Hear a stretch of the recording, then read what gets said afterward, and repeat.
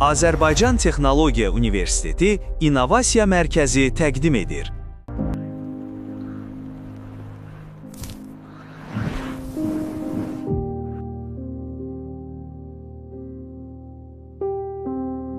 İnsanlar əsrlər boyu gördüklərini yadda saxlamaq istəyirdi.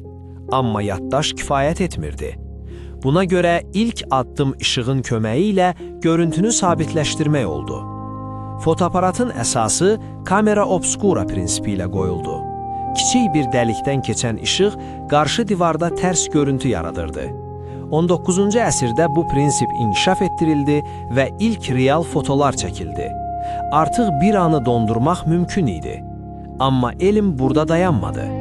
Alimlər fərq etdi ki, insan gözü saniyədə göstərilən ayrı-ayrı şəkilləri birləşdirərək hərəkət kimi qəbul edir. Bu xüsusiyyətə görmə davamlılığı deyilir. Əgər şəkillər kifayət qədər sürətlə dəyişərsə, beyin onları fasiləsiz hərəkət kimi qəbul edir. Bu prinsip əsasında ardıcıl çəkilmiş fotolar birləşdirildi və ilk hərəkətli görüntülər yarandı. 1895-ci ildə ilk film nümayiş etdirildi və kino sənəti doğuldu.